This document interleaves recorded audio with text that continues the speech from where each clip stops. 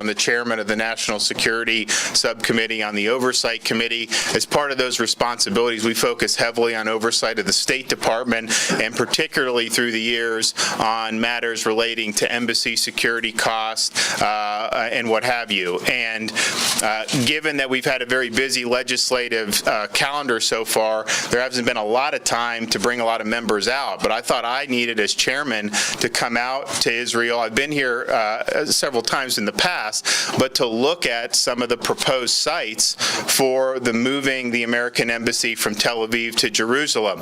As some of you may know, there's overwhelming support in the U.S. Congress to have the American embassy in Jerusalem. In 1995, Congress passed the Jerusalem Embassy Act with overwhelming support that this should be moved.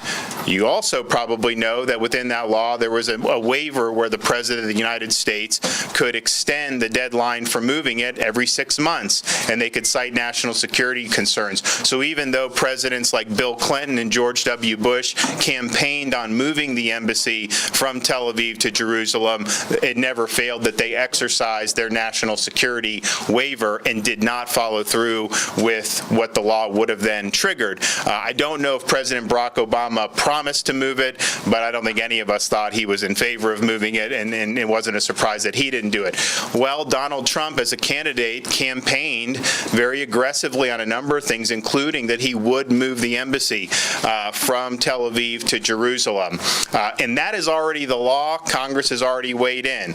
President Obama did a waiver in December for 6 months before this decision would have to be, or the Congress's mandate would have to be carried out. A lot of people thought maybe Donald Trump would do this on day one. He did not do that. Some were disappointed. They say they're looking at the issue. But here's the deal, and why I thought it was important to come out and get some knowledge in the Congress about where this thing will actually be, is he's in a position where he's either going to follow his campaign promise or he's going to actually have to sign this waiver. And I just think, knowing the president, he's been a man of his word. I don't think that he is going to, on the same month where people here in Jerusalem are celebrating the 50th anniversary of Jerusalem Day, sign the waiver. I would bet that he would not do that, and that he would announce that the embassy is going to be moving. We will have had our ambassador, David Friedman, confirmed by then, and so I think it'll be easier for him to follow through with the policy than it would have been on day one. So I think it's going to happen, and I wanted to come out here and look at some of the sites that people have discussed. And we looked at the Consul General site over on Oregon Road. We looked at the U.S. Consulate section on David Flusser Street, the Diplomat Hotel, which is right by there, which the Americans have an interest in. And then there's a parcel of leased land in between that area and where we are now. My sense is having looked at that probably that consulate section is the most ready building to do an embassy, but that's obviously going to be something that the president and his administration will have to decide upon. But this is exciting. I think for a lot of us who believe that we've had a rough go in the previous 8 years with U.S.-Israel relationships, I think we feel like we're resetting this. We're really strong, not only from the American people, the Israel people, but also both the governments very much in sync, recognizing the common threats we face from terrorism, from terror-sponsoring regimes like Iran, and really working hard on the national security issues, and then, of course, economically. So to see this happen 50 years after the liberation of Jerusalem is going to be exciting for a lot of people in the United States, and I know it's going to be exciting for a lot of Israelis here in Jerusalem. I'd be happy to take any questions. Yes, sir. Ron Powell, Fox News. I'm curious, have you, and while you're here, also spoken with Palestinians, or have you been in contact with other Arab countries about what the impact it might have? Not since I'm here, but we have done that. I'm on the House Foreign Affairs Committee, and we've met with folks, including King Abdullah of Jordan. And I think you'll hear some of the same thing. We heard some of the same things. I think some of you will hear about some of the concerns. My sense is if you look at some of the issues that bind our country with, say, some of the Arab Gulf states who may not philosophically agree with this, their main concern is not Jerusalem right now. It's Iran's influence. It's some of the other security threats they face. And I think if you're an administration, Trump administration, taking a position that recognizes those threats and is willing to work with them, I don't think that the embassy issue is going to be as big a deal. I would also say, when you're dealing with the Arab world, I think it's important to project decisiveness and strength. And the president made the promise. By him following through with it, I think some of these other Gulf countries, some of the Arab countries will look at that, and I think they'll see a strong and decisive leader, and I think they'll actually respect him more for it. If he gets cowed by some of the, oh, this may happen, that may happen, then I think that may ultimately be a bad thing for their administration writ large. So I think that the circumstances are really favorable to do the move soon. Yes, sir. Jonathan Ariel from the Israel TPS, the Israel News Service. Is there any possibility of some kind of linkage between the final decision to relocate the embassy and negotiations on a regional peace deal? We really heard from President Trump that one state, two states, he doesn't care, and all the talk has been that there's more likelihood for a multilateral regional peace agreement rather than a bilateral Israeli-Palestinian one. Could the move to Jerusalem be part of, not because of the Arab world main threats, but just as part of the overall, overall arrangements to try and facilitate a regional peace deal? Well, I don't think they're necessarily linked, but I think that if the president wants to use this move in conjunction with trying to bring a stable order, then I think he's free to do that. I think that's really up to him. I mean, at the end of the day, he's going to be faced with a choice. The waiver's expiring. Do you take affirmative action to extend the waiver, or do you simply allow the waiver to lapse and then announce that we are in fact complying with the law and moving the embassy? And so if he wants to do other things in conjunction with that law, then that's totally his prerogative as president. Yes, sir. Hello, Ariel Kana from Coalition here in Israel. First of all, do you know why the president didn't stood for his promise and didn't move the embassy in the first days? And secondly, did you hear from Prime Minister Netanyahu this demand of moving the embassy, as you said, many people here in Israel want it to happen?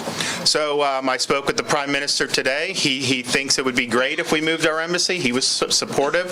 Everyone else I've spoken to has been supportive with the Israeli government. We're going to be meeting with some more folks later tonight as well. So I think that people are hungry to see that happen. In terms of what the president did and how he analyzed it, I think when you campaign and you talk about doing things on day one, the problem is when you're doing things internationally, you don't have any of your people in place. I mean, there are some logistical things that I think are understandable. He probably was briefed that this waiver was going to expire anyways, and so maybe he wanted to get his Secretary of State confirmed, his Ambassador David Friedman confirmed, so they'd be able to handle this with his own folks. And so, there's something to be said for doing it on day one, because you do it and you start with a splash, and I think that would have been my advice going in. But we are where we are, and I still think if it ends up getting done in May, that will still be a very positive development. Yes, sir. Elon Levy for Tablet Magazine. You mentioned that one of the options you were considering is the U.S. consulate site on Agron Road. Now, that consulate presently serves as the U.S. diplomatic mission to the Palestinian Authority. Is the new administration of the opinion that it's appropriate for the U.S. to have a diplomatic mission to the Palestinian Authority in West Jerusalem? I don't know the answer to that question. I think that would be good to ask them. It's interesting, even on the Foreign Affairs Committee, until you actually get here and start talking to people, there's not a lot of, I think, understanding about just how some of these missions are operating in terms of how they're servicing Palestinian Arabs versus some of the Israelis. So I don't know the answer to that question, but I think it is an interesting one. Yes, sir. Oren Lieberman, CNN. In your studying of the issue, do you believe that if the embassies move, there won't be another outbreak of violence? Do you think it will remain calm if the embassies move, showing decisiveness? I can't predict what will happen, so I wouldn't want to make that prediction at all. But I think if you look at the benefits of moving it, I think outweigh the risks. What are the benefits in your mind? Well, I think one is truth. we have this historic connection with the Jewish people in the city of Jerusalem. Part of the things that's frustrated me, and I think some of our colleagues with some of the Palestinians, is a denialism about the connection, the deep connection. When Arafat rejected the deal with Barak in 2000, he scoffed at the idea that there was ever a Jewish temple on the Temple Mount. He didn't recognize that. And so, we have to be truthful and understand that this is one of the most ancient capital cities, and it is rightfully their capital city. And there's no other country in the world where we do not locate our embassy in that country's chosen capital city. So I think that that's important. Two, I do think it's important that the president, having made the pledge, that he follow through with it. I think the situation in Syria is very messy, but I think when Barack Obama drew that red line and then didn't follow it, that had really bad consequences for his credibility. So I think that that's important as well. And then third is, I think it really showed that America is standing foursquare behind our allies here in Israel. If you look, it was just 2 months ago, where you had the United States abstain from a really destructive UN resolution that not only was anti-Israel, which we're used to at the UN, but really sought to deny Jewish history. And we condemned it in the Congress overwhelmingly, and I know the incoming administration would have vetoed that. But when you see some of those things, I think that it's very important that we say, you know what, we're standing with our friends in the state of Israel, because they certainly stand with us. Yes. Jordana Miller, ABC News.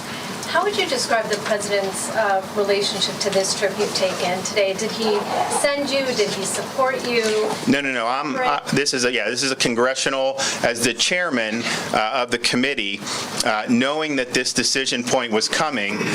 We have very little time to be able to do some of these trips, just given the congressional schedule. I didn't think that we wanted to be in a position as a committee without having been on the ground and really talked to people and looked at the different sites if he was going to relocate it. So it wasn't at his behest that we're coming. It was basically so that we're making sure we're able to handle our affairs should the decision be made in May the way we hope that it will be. Just a follow-up question. Are you going to present a report to the president from this trip? We're going to communicate what we found and what we've seen. Absolutely. Yes, ma'am. I'm Varda Epstein, Elder of Zion. Is it your opinion that if the embassy is moved to Jerusalem, that Europe will follow suit with their embassies?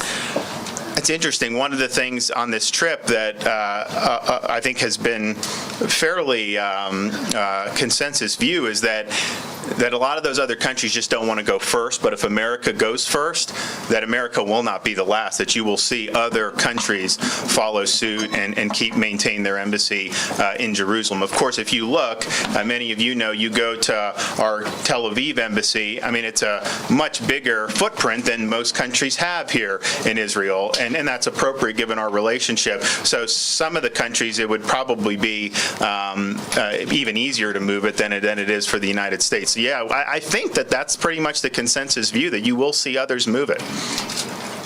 Yes, sir. Hi, Rory Jones from the Wall Street Journal. Have you spoken to any security staff here in Israel about the move and what it might mean for the Palestinians? Well, we focused on our the American security and how you protect the various facilities. So, and we've been briefed on that both for Tel Aviv and then in some of the facilities here. It's interesting. The consulate section building, I think, is very well guarded. The Tel Aviv embassy, they do have it fortified, but that's right on a very busy street. And so we focused on kind of what we would do to protect our embassy and make sure it's secure. And obviously the administration would have to take steps. But that's kind of been the focus, just because on the committee, we're going to be focused on that. Obviously, there's going to be other issues involved in security. We have discussed the role that the Palestinian security forces play in maintaining order here in the West Bank. Most of the folks that we've spoken with in Israel have been pleased with that, and they think that they're doing a pretty good job. There's going to be debates in the U.S. Congress, let me tell you, about continuing funding for the Palestinian Authority, because when you see different things where the Palestinian Authority is paying the salaries for the families of terrorists, that is something that, and you can say that our money's not going directly to that, but it's all fungible. And so when things like that are brought up, then American taxpayers are not happy with that. So that will be a debate in the Congress that we're going to have. I think with the previous administration, there was no real, they didn't really want to go that way. I think this administration has signaled they may be willing to go that way. Yes, ma'am. Hi, I'm Yolanda from BBC. Are you able to give us more details about who exactly was in your delegation, how many you were, and who you've been meeting here in Israel? So we've, the delegation has been me and committee staff, and we've been meeting with the American mission in Tel Aviv. We've met with the Consul General staff in both of the facilities that we visited in Jerusalem. We have met with individuals with the Israeli government, the Prime Minister. We've met with some members of Knesset. We'll meet with more. We are going to meet with the mayor of Jerusalem, I think, later today, and we're looking forward to doing that. Did you meet former Ambassador Shapiro? I did not, but as part of our briefing for the trip, we were provided with a number of his thoughts, including some of the articles that he's written about this subject. And he's somebody who the folks here, even though they disagreed with some of the administration's policies, had very high regard for Ambassador Shapiro. And do you have a reaction to Trump's accusation that Obama wiretapped him? You know, I don't have my phone with me. I kind of saw an article about it, but I haven't read up on that. I mean, normally I could check the headlines, but they give me like this special phone, so I'm just not in a position to fully understand what's going on. I haven't been watching TV. Yes, sir. Is your subcommittee involved with the issue of anti-Semitism in the United States? It's a good question. So my subcommittee, I was chairman last Congress. I held the first hearing in Congress about combating BDS, and it's something that a lot of our states are pressing forward on, because they can penalize companies or countries in terms of how they invest with those companies or countries, or allow them to invest with the states. And in Congress now, we're looking to really empower them to do even more. But here's the thing about BDS that I think is telling. The day we did the BDS hearing was in the afternoon. That morning we did a hearing about the Iran deal. This is before the deal had happened. And there were protesters at our hearing protesting in favor of relaxing sanctions against Iran. Now, I disagree with that, but if that's your position, you can articulate it.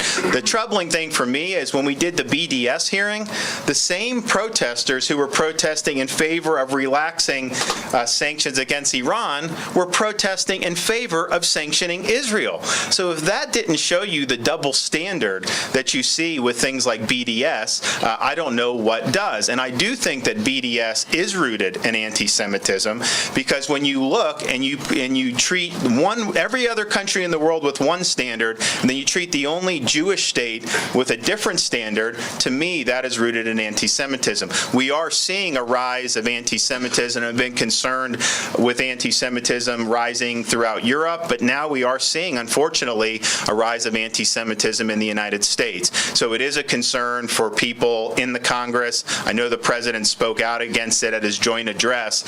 We got to nip this in the bud. I mean, this is just unacceptable. So we'll do what we can in the Congress for sure. I do think you will see some action against BDS coming down the pike. There's a good bill in the Senate. We're working on a version in the House. Yes, ma'am. Aren't you concerned that moving the embassy to Jerusalem might risk the efforts that the president is making in order to have a regional summit? So I mean, some people say, will this hurt the peace process and the prospects? I mean, guys, you follow this stuff. Those prospects are dead as a doornail right now. I mean, that's just the reality. And I mean, there's not a lot of people, even people who really want to have a final two-state solution. And I would say that support for that in the Congress is definitely waning, given the history of the last 10, 15 years. Even if you believe that, we're not in a position where there's a clear way forward right now. So I don't think that will hurt this, that prospect at all. And I think the president is in a position where he's going to be able to create a regional alliance because we have clear interests that coincide with the Sisi government in Egypt, with King Abdullah. And as long as they're playing the role that we have, I think the Trump administration is going to be very supportive. And in the Congress, I can tell you, we're going to be very supportive of those governments. Is your committee looking at possible viable alternatives to the two-state solution? There are these two plans that have been forwarded here in Israel, which are based on more one-state solution, but in some kind of federation or confederation context, which means it could be easier to manage. Is your committee looking into that at all? Our view is basically Israel should do, we want what is good for Israel's security and prosperity. And so for us to say, you have to do a two-state solution, a lot of us in the Congress, if that's what they want to do, then they can pursue that. And there are other alternatives that have been put forward. And I think we're going to be of the same mind. If Israel thinks that that's a way forward for a sustainable future, then that would be something that Congress would support. We're more interested in more details on the alternative. We might. I mean, it could be something that we do, but we don't have necessarily plans on the Oversight National Security Committee, just because we're focused so much on kind of our government and what we're doing and conducting oversight. That may be something that's looked at in the Foreign Affairs Committee. I would say if you look at American public opinion, I would say support for an Arab state has been declining over the past decade, and I think that there's a growing fear in the Congress that if you were to move in that direction, you'd be basically creating a state that would be involved in a lot of terrorism, and we obviously don't want to see that. Yes. Have you met with any defense officials? Are you meeting with Avigdor Lieberman or anybody in the IDF, even in military intelligence? We wanted to, but our trip is so short that it was tough to arrange. But it's definitely something we're interested in for sure. Yes, sir.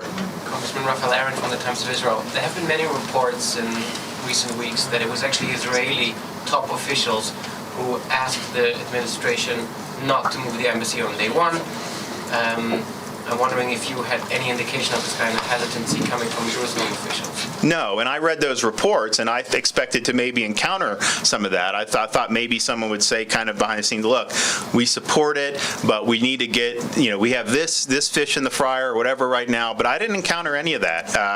And so those reports may or may not have been accurate, but there's no hesitancy from the folks that I spoke with since I've been here.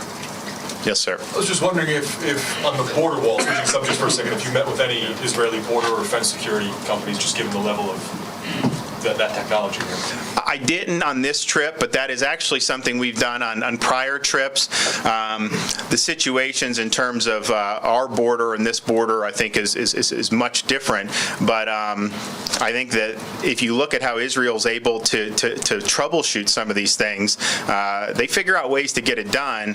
Our government has not been very good at that, and so you're looking at a president looking to build a wall. He said he wants to do it in a very cost-effective way. That's easier said than done, but I think he could learn a lot from how Israel has done things. Yes, sir. The consular section that you said you were looking at straddles the green line between Israel and no man's land from the 1948 wall.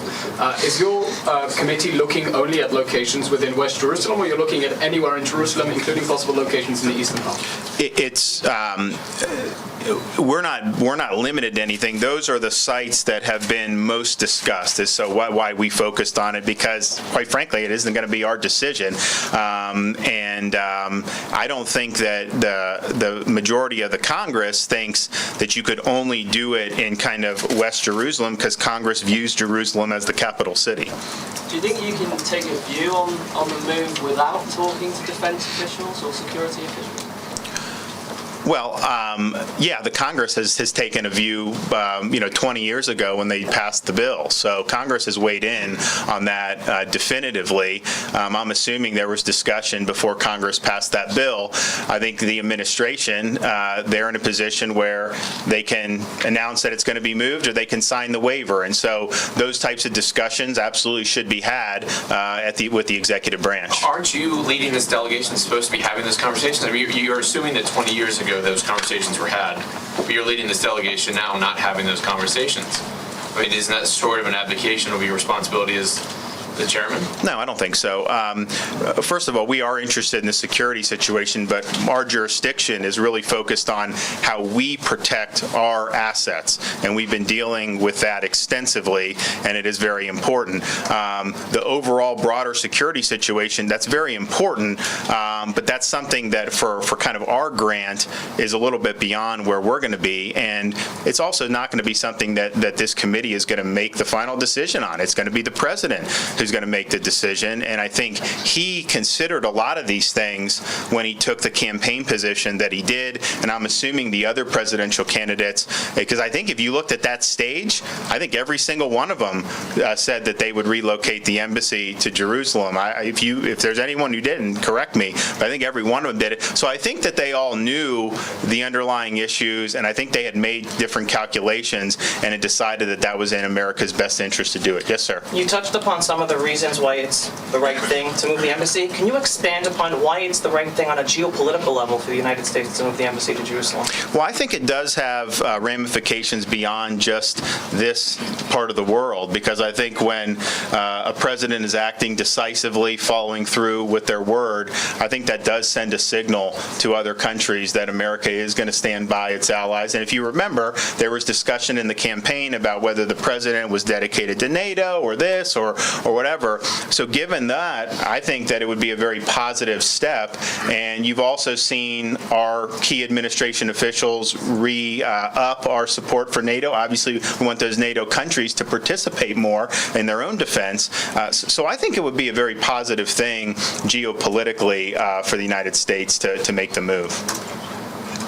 Yes, sir. When you build a wall between America and Mexico, you are not worried about tunnels. You may have advice from Israel how to deal with them. So when I came in 2014, it was about 2 weeks before the Gaza rockets started to rain down, and so we went down to State Road. We looked at that area, and obviously talked to the citizens who live there, where it was just a fact of life that they may have to duck and cover. But you don't really appreciate these tunnels. I mean, it's really an incredible thing. My understanding is that they're now doing walls down to basically prevent the tunnels from being built. I don't know how that relates to kind of the Mexican situation. I mean, that's pretty sophisticated. So we'll see how that ends up shaking out for sure. Is the purpose of this trip to in part put some pressure on the president to move the embassy, given we've seen a little bit of hesitancy in the last few weeks? It's mostly so that we and the Congress and the committee are able to conduct the oversight that we need to for embassy security, all the issues involving the embassies that we deal with. And I just felt it was important that people had kind of said it didn't happen on day one, and so people just said, well, he said he was going to move the embassy, didn't. What else is new? This is just like any other administration. But looking at the waiver timeline, I just didn't think that was something you could could just write off. And so I'm looking for this May period to come up. You're going to have people here celebrating the 50th anniversary, and my sense is that it's likely that he lets that waiver expire. So I think I think they'll be able to do it. I mean, this isn't going to change that either way, but I think it does raise the issue for us on the committee, and we'll be able to acquire some knowledge so that if it's done, we're going to be in a position to conduct the oversight that we need to conduct. Will there be any revision in the embassy law? The current embassy law does not annex Jerusalem as part of Israel. In other words, yes, there would be an embassy here. I was president in October 94, when it's in 1995 when it was passed, and it was watered down so that Jerusalem is not part of Israel, even though the embassy moves here. Will there be a change in that legislation? I don't know that if Congress will change it, but I think that that's really a decision for the president to make. If you remember, just recently there was a Supreme Court decision about the birth certificates. Right. Congress had said that when you have births in Jerusalem, that the birth certificate should read Jerusalem, Israel. The Obama administration did not want to do that, and so they took it to the Supreme Court, and the Supreme Court sided with the president, and they said, look, this is impinging on Article 2 and the president's ability to conduct foreign relations, so Congress can't force the president to write Israel or the executive branch to write Israel on the birth certificates. So it may be a similar issue where the president, as the chief foreign policy organ, is the one that would have to do the recognition. I don't know. Maybe there would be a distinction. But I will say on the birth certificate, there's interest now in the Congress, and we're going to be sending a letter to Secretary of State Tillerson. The Supreme Court said Congress can't mandate that they do it, but they're certainly free to reevaluate the policy and to add Israel on the birth certificates. They can do that with a stroke of a pen. So we're going to be writing to Tillerson soon and asking that he reinstitute that policy so that people on their birth certificates have Jerusalem, and there's a country. It's not just Jerusalem floating in space. Thank you. Yes, back there. Your brief is embassy security on the trip right now. Do you have any concerns that Jerusalem embassy move would endanger U.S. forces, other U.S. personnel, U.S. diplomats in countries outside of Israel in the Palestinian territories, in Jordan or in Egypt or... I mean, I think any time America takes action, people will say that all the embassies are going to flare up around the world. I mean, sometimes there's some truth, sometimes it's totally not true. I don't know how that will react, how people will react. I think the president will obviously take that into account. We have an interest in embassy security across the world, not just in Jerusalem. But I don't know how people will react in different parts of the world. But I do think that if your policy is being driven by the fact that people could react negatively, that's probably not going to lead you to do very good policy in the long run. Yep. What do you say to critics who will claim that a U.S. embassy move will tarnish the U.S.'s position as a fair mediator in the peace talks? Well, look, I personally, as an American congressman on the Foreign Affairs Committee, as its chairman, I don't consider myself to be an honest broker in this. Most of the people in the Congress aren't honest brokers in the sense that, we are supportive of Israel, who's our ally.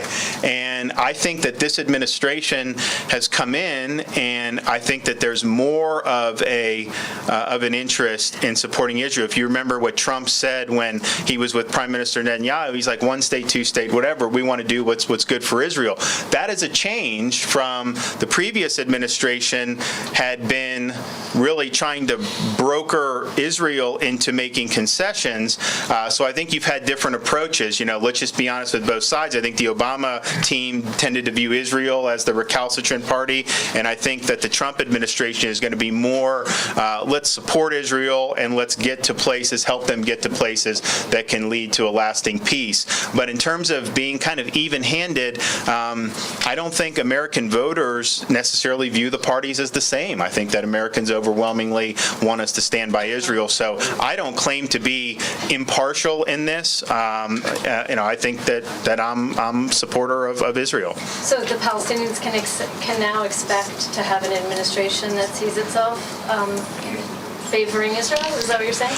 I think that the administration, from what I gleaned from the press conference and some of the other moves nominating David Friedman to be the ambassador, is that they see Israel as a very key ally, and they think it's our role to really stand with them, not to browbeat them into making concessions or doing deals that aren't necessarily in their interest. Doesn't mean you can't work constructively, perhaps, with the Palestinian Authority, but I think the president pointed out, and he's one of the first presidents that I can remember to do this, he really indicted Palestinian behavior in that press conference. And he talked about some of the incitement, and he talked about some of the things that go on there that make it very difficult to see how you'd have a lasting peace given that state of mind.